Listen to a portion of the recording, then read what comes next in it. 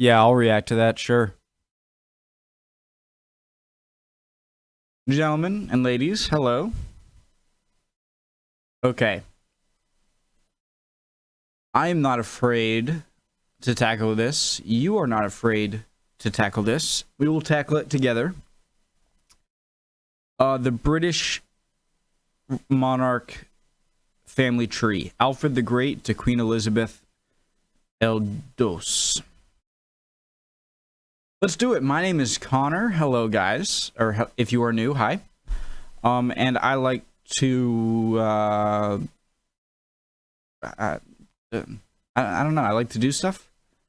Original link to the video, top of the description, right below that. Link to the Discord. Click on it. Send you right over there. Love to have you. If you are not ready to learn, there's the door. Home ec's down the hall. You're in the wrong class. Make me some spaghetti. Okay. All right. I'm not intimidated.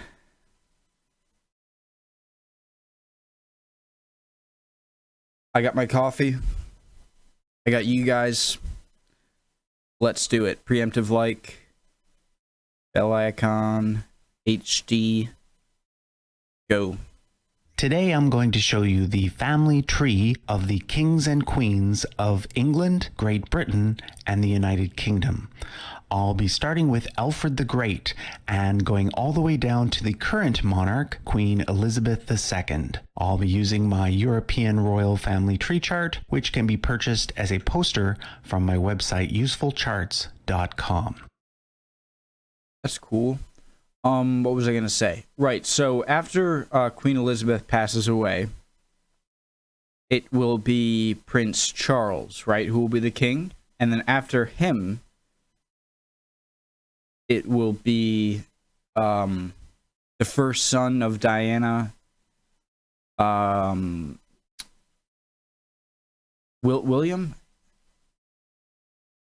Who are the two ones? The one with the succubus from America, and the one... Let's do it, guys. Please note that I have a separate video covering the kings of Scotland prior to 1603, and you can find a link to that video in the description.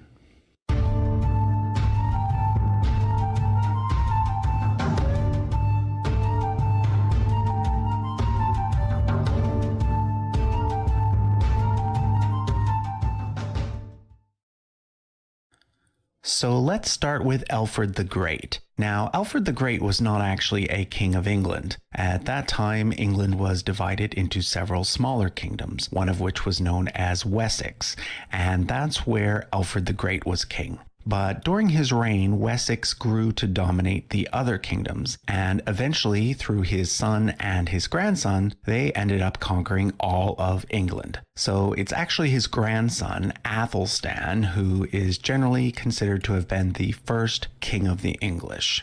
Now, Athelstan did not have any sons, so the throne then passed to one of his brothers, and then to another brother, and then on to some nephews, but basically it stayed within the family. Eventually, we come to a king called Athelred the Unready. During his reign, England was being attacked quite frequently by Vikings, and eventually a Danish king named Canute the Great seized the throne and ruled England for almost 20 years. The last of the original Anglo-Saxon kings to rule England was Saint Edward the Confessor. He didn't have any sons, and on his deathbed, he supposedly named his brother-in-law, Harold Godwinson, as king. However, Edward had, through his mother, a cousin over in Normandy who claimed that Edward had already promised him the throne. So, quite famous. Battle of Hastings. Who claimed that Edward had already promised him the throne. So Normandy, who claimed that Edward had already promised him the throne. So quite famously, that individual, known to us as William the Conqueror, invaded England with his Norman army and defeated Harold Godwinson at the Battle of Hastings in 1066. William the Conqueror thus became the new King of England, establishing a new royal house, the House of Normandy. It is impossible for me to forget that date now, 1066. Note that William the Conqueror was also a descendant of Charlemagne through this connection here, Really? which means that everyone who can trace their descent to William can also trace their descent to Charlemagne. Wow. William the Conqueror was followed by two of his sons, first William II and then Henry I.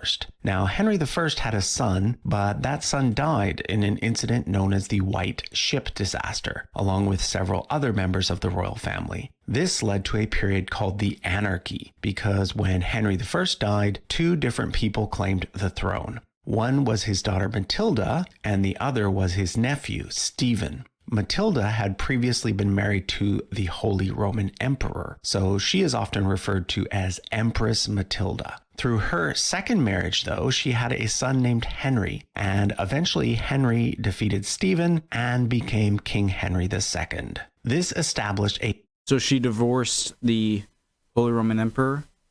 Okay, and then Henry defeated Stephen and became King Henry II.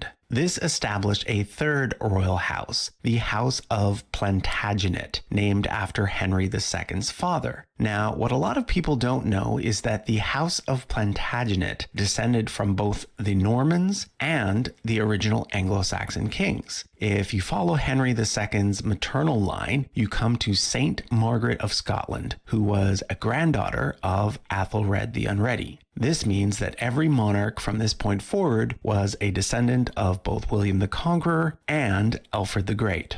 Henry II was the first English king. This means that every monarch from this point forward was a descendant of both William the Conqueror and Alfred the Great. Henry II was the first English king to be Lord of Ireland. He was followed first by his son Richard the Lionheart, the famous Crusader king, but then by another son named John. It was during the reign of John that the Magna Carta was signed. You can also see here that he is... So the Magna Carta wasn't it was sort of to limit the king's power, right? Like because people were getting upset that he could do whatever he want with the lords and everything. Let me know if I'm wrong, please.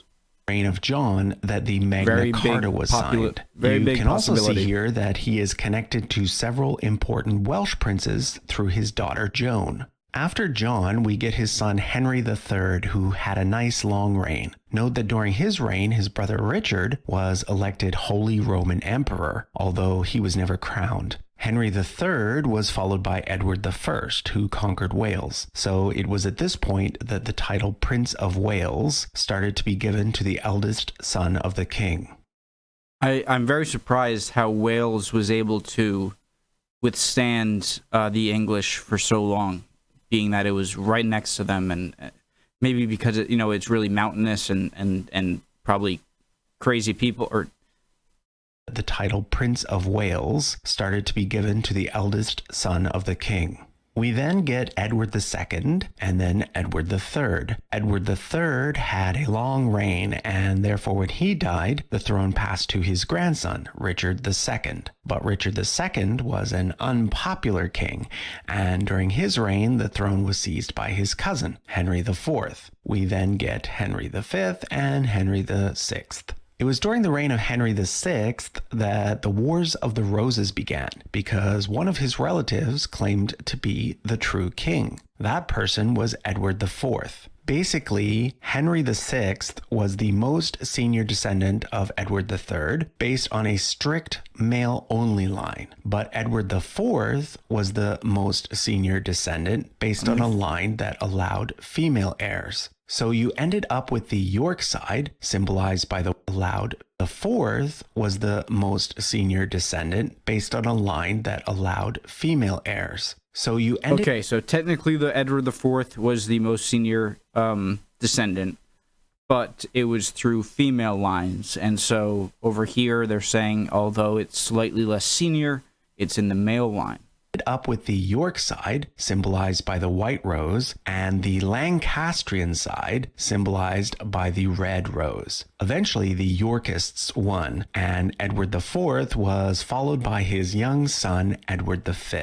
But then Edward V and his brother mysteriously disappeared after being held in the Tower of London. The two of them became known as the Princes in the Tower, and their uncle Richard III became king. But Richard III was then defeated by this guy here, Henry VII, who, through his father, was a member of a Welsh house, but through his mother was a Lancastrian. He married Edward IV's daughter, thereby uniting the Yorkists and the Lancastrians and establishing the new House of Tudor.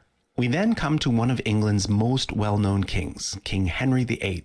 He was the first English king to also be King of Ireland, but he is perhaps most famous for having had 6 wives. His first wife was Catherine of Aragon in Spain, and she bore him a daughter. Look at all of so the female lines are denoted by the striated lines, and then the male by the solid, and then just all of the dead end. Okay. Of Ireland, but he is perhaps most famous for having had 6 wives. His first wife was Catherine of Aragon in Spain, and she bore him a daughter who would eventually become Queen Mary I. But he wanted a son as his heir, and because of this, he ended up divorcing Catherine and marrying Anne Boleyn. This sparked the English Reformation and the creation of the Anglican Church, because the Pope famously disagreed with what Henry had done. But in the end, Anne Boleyn only bore him a daughter, and eventually Henry had her beheaded. So, can I just say something I know that's kind of funny? Not the beheading. Is that I find that, you know, from the Holy Roman Emperor, it seems like every king or big leader around Europe that sprouts up always finds it a bit annoying that they don't have total control or total power, because the Pope is seen as a sort of power. And it seems like the Pope all the time has to be like fighting against these growing kings in different areas of Europe, because they're tired of having to like answer to him or whatever. I just find that interesting. Anne Boleyn only bore him a daughter, and eventually Henry had her beheaded so that he could marry Jane Seymour. Finally, through Jane, he had a son. But unfortunately, Jane died shortly after childbirth, so he married a 4th time to Anne of Cleves. But that marriage was annulled, and he married a 5th time to Catherine This Howard, one will work. but he ended up having her beheaded, and he married a 6th time to Catherine Parr, This will who work. was lucky enough to outlive him. So the way to remember all of that is divorced, beheaded, died, divorced, beheaded, survived. But in the end, all of it was in vain, because Divorced, beheaded, died, divorced, survived. Henry VIII's beloved son, who became Edward VI, died as a teenager, and therefore in the end, Henry VIII's eldest child, Mary, became queen anyway, after a very short 9-day reign by Lady Jane Grey. Mary I was nicknamed Bloody Mary because during her reign, she tried to revert England back to Catholicism. She is often confused with Mary, Queen of Scots, but keep in mind that these were 2 different people. Mary I married the individual who would later become King Philip II of Spain, but they did not have any children, so when Mary died, her half-sister Elizabeth, daughter of Anne Boleyn, became queen, and things went back to Protestantism. Her reign is known as the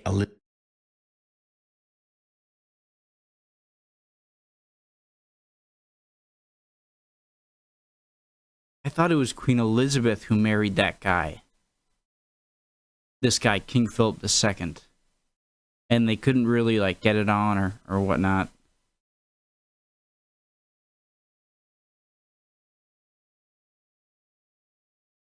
I thought Bloody Mary...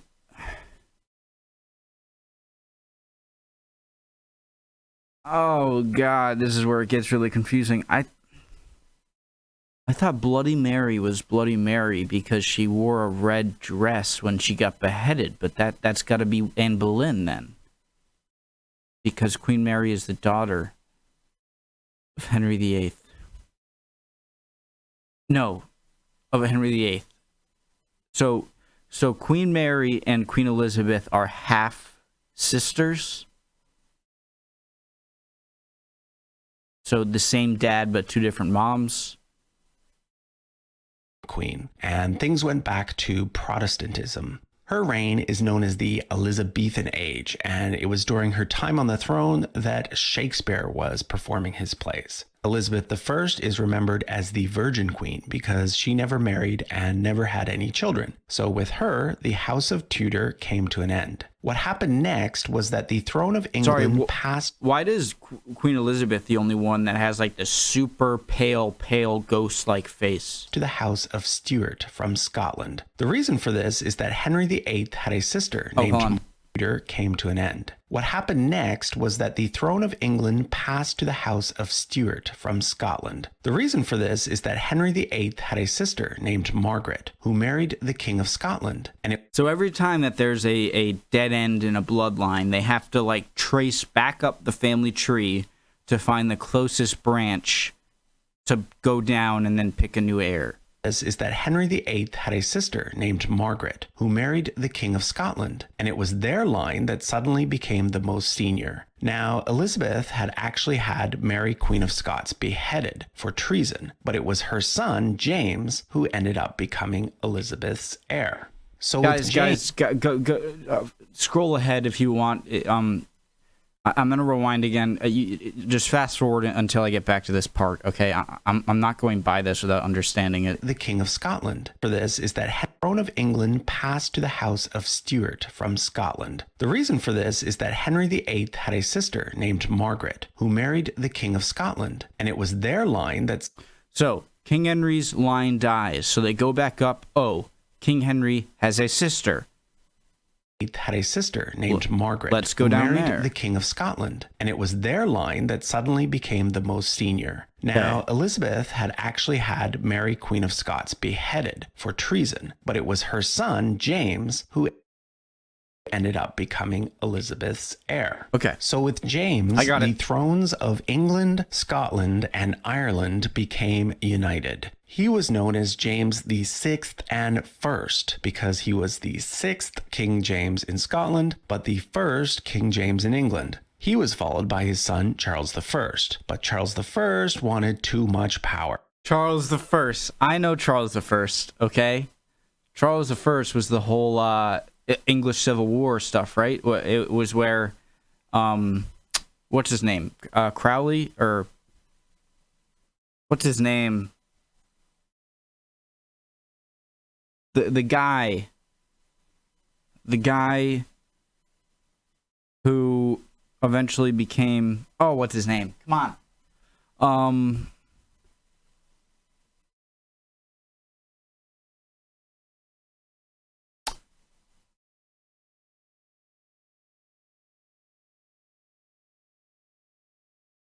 Oh my God, this is driving me nuts.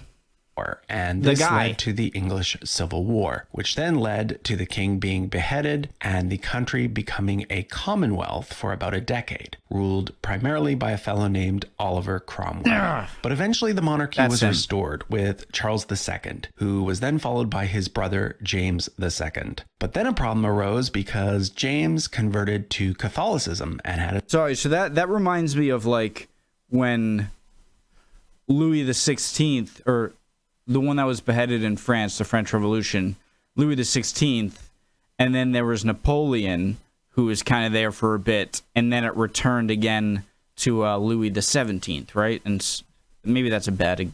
He was restored with Charles II, who was then followed by his brother James II. But then a problem arose because James converted to Catholicism and had a son with his second, very Catholic, wife. England and Scotland did not want a Catholic monarchy, so a bunch of nobles invited James's eldest daughter Mary and her husband William to seize the throne, which they did in what is now remembered as the Glorious Revolution. William and Mary then reigned jointly, and then... I haven't learned anything about that yet. Remembered as the... I really want to learn more of the 1700s. William to seize the throne, which they did in what is now remembered as the Glorious Revolution. William and Mary then reigned jointly, and then, because they didn't have any children, the throne passed to Mary's sister Anne. It was during the reign of Queen Anne that England and Scotland officially merged to become Great Britain. Now, Queen Anne did have a son, but that son died before her. So after Anne, the throne jumped all the way over here to her closest Protestant heir, a second cousin living in Germany, who... I love it. All right, the line is dead. Go back up the tree and find the nearest branch. To her closest Protestant heir, a second cousin living in Germany, who then became George I. But keep in mind that George I was indeed a descendant of the earlier monarchs through a maternal line. Imagine living in Germany and someone coming over and being like, hey, you're the King of England. That was more senior was the one through James II's son, known as the Old Pretender. But by this point, Parliament had made a law barring his line and any other Catholic line from inheriting the throne. And thus, the throne went to this new house, the House of Hanover. Frederick the Great. I like him. King George. Boo. King George III. Boo. Boo. Thus, the throne went to this new house, the House of Hanover. Now, there were several attempts by the followers of James, known as the Jacobites, to restore that line, but all of those attempts failed. If you're curious to see how history would have gone had the Jacobites succeeded, I have a separate video on that topic, which I'll link to in the description. So after George I, we get George II and then George III. It was during the reign of George III that Great Britain officially merged with Ireland to become the United Kingdom. But George III is perhaps best remembered for two things: for losing the American colonies and for going mad in his later years. He was succeeded by his son, George IV. George IV... Oh my God. So Queen Elizabeth II, who's alive today, is related to Frederick the Great?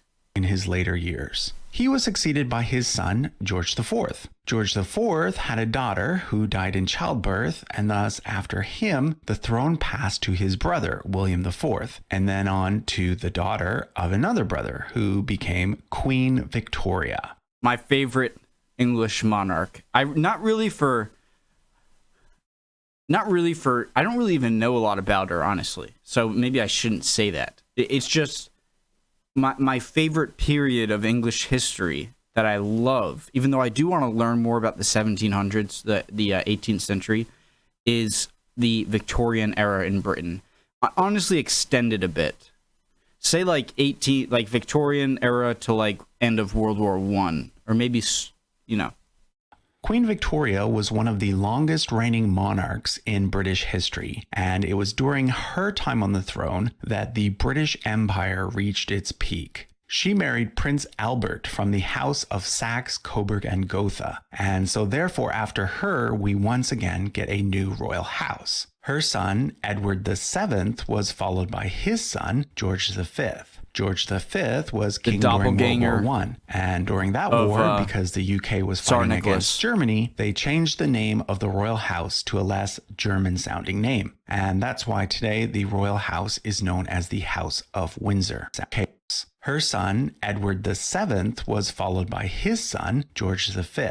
George V was king during World War I, and during that war, because the UK reached its peak, and Queen Victoria was one of it. Perhaps best remembered for two things: for losing the American. Okay, it was the House of Hanover. Okay.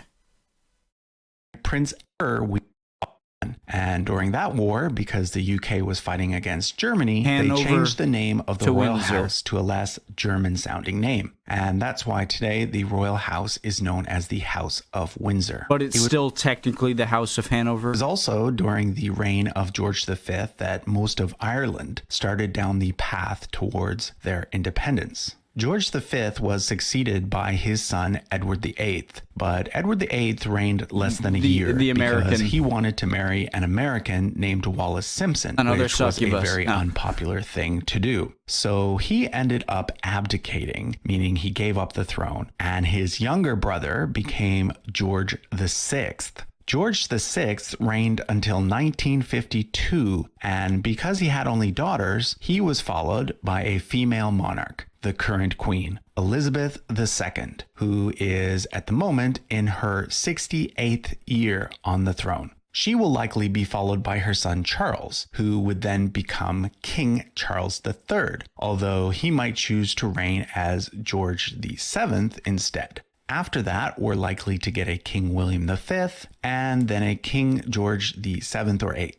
Now, technically, the name of the royal house should change when Charles becomes king, but I think it's likely that he will stick with the name Windsor based on his mother's wishes. So that was a look at every king and queen of England, Great Britain, and the United Kingdom. I think I did pretty well. From Alfred the Great to Queen Elizabeth II.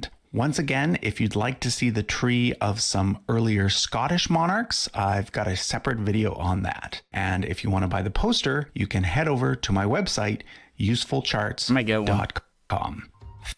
Thanks for watching. Thank you for making. Awesome video. For sure. Useful Charts, great channel. Yeah, I hope I did pretty well, and I know you guys can help me with any of the stuff that I said wrong. Hope you're all doing well. Keep your chin up. Emotions are fickle, my friend. See you next time.